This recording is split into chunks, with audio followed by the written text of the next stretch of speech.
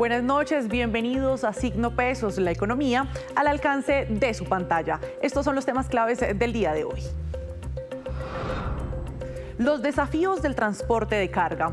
En Cartagena fueron analizados uno a uno los problemas y los retos de los transportadores de mercancías. Allí estuvo Signo Pesos y les tenemos la entrevista con Nidia Hernández, vocera del sector, hablando de los temas claves que se deben resolver.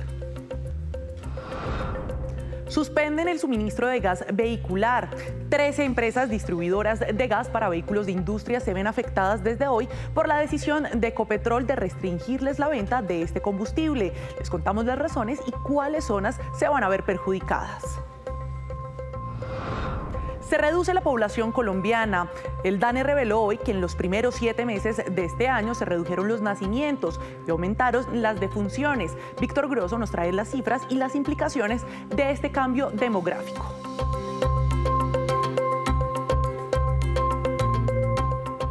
Comenzamos esta emisión de Signo Pesos hablando de los desafíos que están enfrentando los transportadores de carga por cuenta de problemas como los constantes bloqueos y los sobrecostos que se han generado en esta actividad. Estos problemas también fueron analizados esta semana en Colfecar durante el Congreso Anual. Allí nuestra compañera Luisa Polo habló con la presidenta del gremio y nos envía la siguiente entrevista. Yo los saludo desde la edición número 49 del Congreso de Colfecar. A nivel nacional son 360.000 vehículos de carga y para ampliar sobre ese panorama y también los retos que enfrenta, estoy muy bien acompañada y es la presidenta de Colfecar, la doctora Nidia Hernández. Doctora, bienvenida a Signo Pesos. Buenas noches, Luisa, muchísimas gracias por la invitación. Vamos a hablar un poco de esa radiografía que usted entregó hoy en esta jornada y tiene que ver con esas principales preocupaciones. ¿Cuál es ese top 5? El top 5 son 1. Inseguridad. 2. Incumplimiento del CICETAC. 3. Los bloqueos, que es otro tema que también viene generando mucha preocupación. Por otra parte, la infraestructura vial también es un tema que nos viene preocupando enormemente porque está generando cierres viales. Hablemos de ese primero, inseguridad. ¿Cuáles son esos departamentos más afectados y cómo termina también impactando la labor diaria y económica de ustedes? Bueno, en la parte de inseguridad hay un corredor que nos preocupa muchísimo porque incluye Cauca y Valle del Cauca. Número 3 está Chocó. También aparece norte de Santander y Antioquia. Y hablemos lo del CICETAC, porque ustedes también han hecho como ese ejercicio juicioso de revisar esas tarifas, esos precios que recordemos es todo lo que rige la tabla de fletes y de precios de los transportadores de carga. Entonces, ¿cómo ustedes ven ese tema del CICETAC? Pues el CICETAC es mucho más allá de una tabla de fletes. Antiguamente era una tabla de fletes rígida, estática en el tiempo. Hoy en día el sistema de información lo que genera es de manera en tiempo real, cuando suben el combustible, cuando suben los peajes, aumenta el precio del CICETAC, que es el flete mínimo que tenemos que pagarle al pequeño propietario. Sin embargo, este sistema tiene muchas oportunidades de mejora. Primero, no es incluyente, faltan las volquetas, los transportes livianos, los líquidos, los refrigerados y en fin, otros segmentos muy especializados del sector que no están incluidos. Número 3, no están haciendo como un control a todos los actores de la cadena, los cuales están obligados por ley a tener que cumplirlo. Y eso incluye a los generadores de carga y obviamente a las empresas de transporte. Pero en las empresas de transporte existe una informalidad del 50%. Entonces, cuando hay un 50% que cumple y el otro no, cuando van a competir, pues están compitiendo en desigualdad de condiciones. Y es lo que las empresas se quejan de que es una competencia desleal. Y ese fue uno de los puntos del acuerdo que llegó la base de los transportadores con el Ministerio de Transporte, como revisar ese CICETAC y mirar qué se puede mejorar. ¿Ustedes también están ahí incluidos? Correcto. ¿Qué es lo que sucede? En el sistema, como te decía, hay muchos segmentos del transporte que no están incluidos y muchos de esos representantes quieren que se incluyan. Ahí se van a abrir, como lo dijo el viceministro, muchas mesas de acuerdo a la especialidad. Eso por un lado. Por otro lado, ellos tienen que trabajar en el sistema de tal manera que se actualice de forma automática en otros rubros que hoy en día no se están actualizando de manera automática, sino casi que mes vencido. Y adicionalmente, pues lograr el control por parte de la superintendencia, es decir, reduzcamos la informalidad porque si las empresas de transporte no cumplen, pues hacia abajo tampoco le van a cumplir al pequeño propietario. Ahora, doctora Nidia, hablemos de los bloqueos y las pérdidas económicas que deja. ¿De cuánto estamos hablando? Nosotros presentamos el día de hoy, digamos, los bloqueos hacia este año, de enero a agosto, van en 472 bloqueos que están dejando pérdidas por más de 2,5 billones de pesos. Pero desde que nosotros iniciamos este conteo de enero del 2023 a la fecha, vamos en más de 1.200 bloqueos que están generando más de 6,2 billones de pesos. ¿Y cuál es esa siguiente preocupación? ¿Tiene que ver con infraestructura? Con el aumento de los costos. Ah, sí, el ACPM, muy importante, demasiado importante. De los costos. Y dentro de los aumentos de los costos, pues claramente el combustible, porque representa el 40% de los mismos. Digamos que en este momento con la mesa de diálogos que llegaron entre las bases y el gobierno, pues ya se logró un acuerdo de que iba a ser más escalonado, mucho más suave, 400 ya, 400 en diciembre, pero están atados también a una lista de compromisos como el CICETAC, entre otros, ¿vale?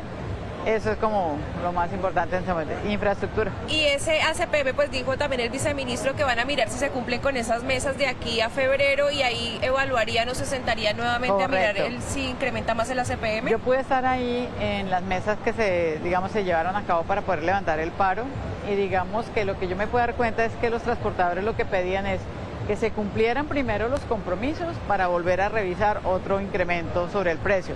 Pero ¿qué preocupa ahorita? Que en la reforma tributaria que se está tramitando en este momento en el Congreso, se está proponiendo subir el impuesto al carbono. Y ese impuesto al carbono pues sí generaría un aumento importante en el precio del galón y pues ahí hay que ver también las bases que opinan. Aquí en el Congreso hay muchos líderes que hacen parte de esas bases, pues sería importante también que consulten la opinión de ellos. ¿De cuánto estamos hablando que podría impactar, incrementar? Unos 500 pesos aproximadamente. ¿El galón? El galón.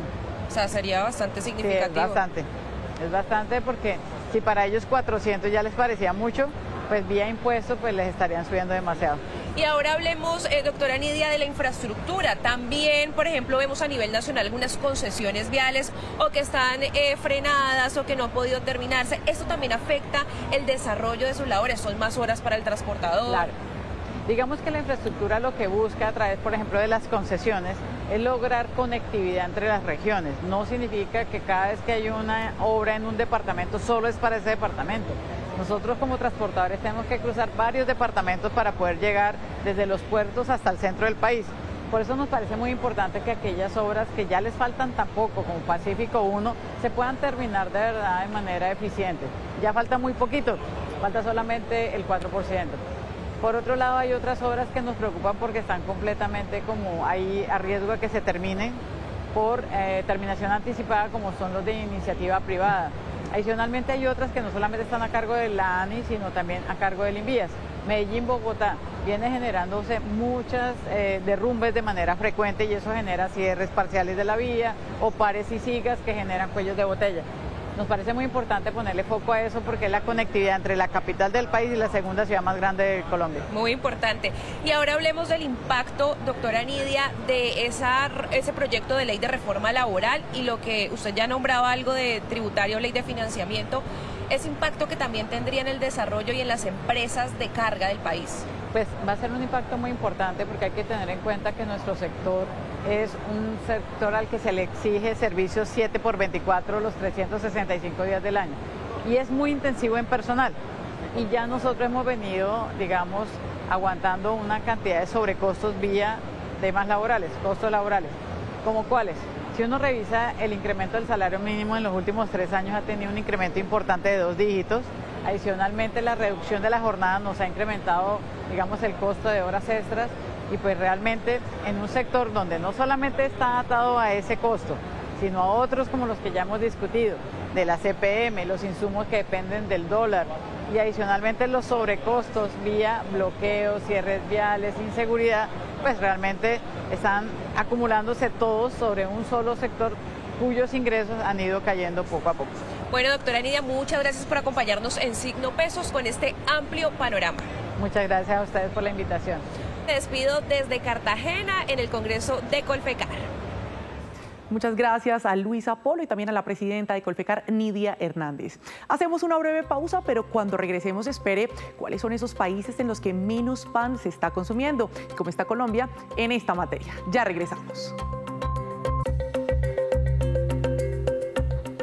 Gracias por continuar en Signo Pesos y hasta ahora llega Víctor Grosso con otras noticias claves de esta jornada. El tema esta noche es sobre el reporte demográfico presentado por el DANE. ¿De qué se trata, Víctor? Buenas noches. Y nos vamos a centrar, buenas noches Daliana y buenas noches televidentes, en el número de nacimientos en Colombia, los nacimientos de bebés vivos que fueron contabilizados ya por el DANE hasta el mes de julio de este año, y la conclusión es que como ha sido tendencia a nivel mundial, los colombianos cada día están prefiriendo tener menos hijos, y este año se está presentando una caída muy fuerte en el número de nacimientos, y eso implica un cambio demográfico que seguramente tendrá muchas repercusiones económicas, sociales y en muchos aspectos de nuestras vidas. Pero miremos las cifras. Entre enero y julio de este año nacieron en Colombia 255.055 bebés. En el mismo periodo de 2023 habían nacido más de 300.000, y esto implica una caída, una fuerte reducción en el número de nacimientos del 15,2%. Es la cifra más baja de la última década desde que se llevan estos registros en el DANE, y si miramos, por ejemplo, 10 años atrás, para este periodo nacían más de 377.000 bebés. Entonces la reducción es bastante importante. Ahora estamos en esta cifra, 255.000. De hecho, aquí traigo un poquitico el histórico y vemos cómo la tendencia se cae después de la pandemia y se empiezan a ver esas fuertes caídas después del 2020, 2021, 2022, y aquí fue el bajonazo del último año. Nacieron 255.055 bebés, una disminución muy fuerte, el dato más bajo en una década.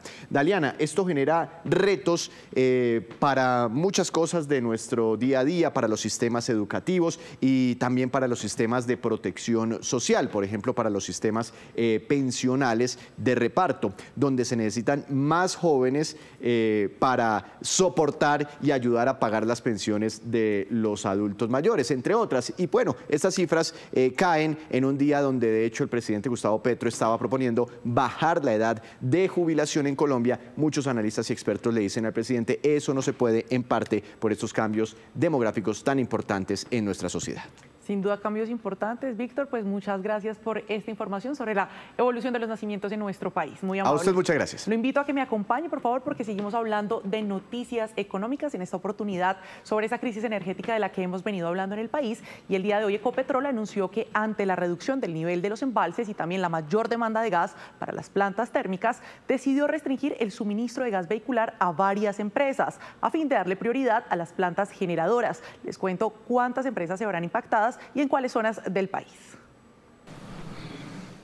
Como consecuencia de la intensa sequía que se vive en el país, Ecopetrol informó por medio de este comunicado que suspendió desde hoy el suministro de gas para 13 empresas del país que firmaron con Ecopetrol contratos de firmeza condicionada, es decir, que reciben el suministro de gas natural siempre y cuando no se presente una contingencia de escasez como la que actualmente está afrontando el país debido a la prolongada escasez de lluvias. Pues hay un mecanismo claramente establecido en la resolución CREC 186 de 2020 que establece que ante condiciones críticas en las que se revele, por ejemplo, que en el mercado mayorista de energía, el precio en el spot, el precio de energía 95% cercano al precio de escasez, se activen mecanismos de estos dándole prioridad a la atención de la demanda necesaria para la generación térmica en el país. Terpel, Gases del Caribe, Alcanos y Efigas son algunas de las compañías que se verán afectadas con esta determinación, impactando a varias industrias y vehículos a gas en zonas como la costa atlántica, Tolima, Eje Cafetero, suroccidente del país, entre otras. Pero la principal es Terpel, que es la que ha venido teniendo, digamos, una mayor afectación, pero con ella es que estamos sentados permanentemente monitoreando y entregando y tratando de suplir ese déficit que ellos tienen para atender la demanda vehicular. En la actualidad en Colombia hay casi 200.000 vehículos que usan gas natural. Más de la mitad se verían afectados. La presidenta de Colfecar aseguró que cerca de 10.000 vehículos de carga son a gas y esta medida los perjudicaría. Pues pienso que lo más grave que se va a presentar en este momento es un lucro cesante. ¿Por qué? Porque si un vehículo no tiene su principal energético para poder operar, pues claramente va a tener que quedar parqueado. ¿Qué va a pasar con esos conductores? ¿Qué va a pasar realmente con ese propietario que va a perder muchísimo dinero por no contar con el gas suficiente? Dentro del estimado que inclusive no solamente lo da Naturgas, es aproximadamente el 3% de la flota vehicular. Empresas como Banti, que opera en Bogotá, Tunja y Bucaramanga, no se verá afectada, ya que tiene un contrato de suministro garantizado. Finalmente, el presidente de Ecopetrol manifestó que el país seguirá acudiendo a la importación de gas para abastecer la demanda actual. De otro lado, mañana se celebra el Día del Amor y la Amistad, una fecha clave no solo entre parejas y amigos, sino para el comercio, porque hay gran expectativa de un repunte en las ventas. Juan Esteban Orrego, vocero de FENACO Bogotá, nos cuenta más detalles. Este sábado 21 de septiembre se celebra en Colombia el Día del Amor y la Amistad, una fecha muy importante para el comercio, la cuarta fecha más importante del año después de la Navidad, el Día de la Madre y el Día del Padre. Y es que en ciudades como Bogotá, más del 75% de la población lo celebra.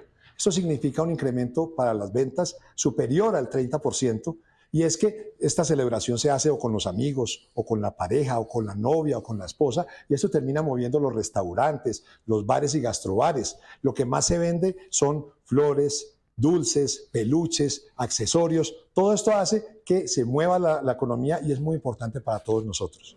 Y el sábado tenemos Bogotá Despierta, un espacio donde la gente va a poder salir y va a encontrar más de 6.000 establecimientos abiertos a lo largo y ancho de la ciudad para poder salir a hacer sus compras y disfrutar las ofertas que hace el comercio para que la gente celebre. Y antes de despedirnos, los dejo con el siguiente dato. Aunque en Colombia y América Latina en general consumimos mucho pan, en otros países no es un alimento tan apetecido. Los países donde menos se consume son India, con apenas 1,7 kilos por persona al año, en el caso de Nigeria 2,2 kilos y Brasil 2,8 kilos. En el caso puntual de Colombia, el consumo es mucho mayor, consumimos cerca de 27 kilos por persona cada año, aunque estamos muy por debajo de otros países donde se consumen más de 100 kilos por año.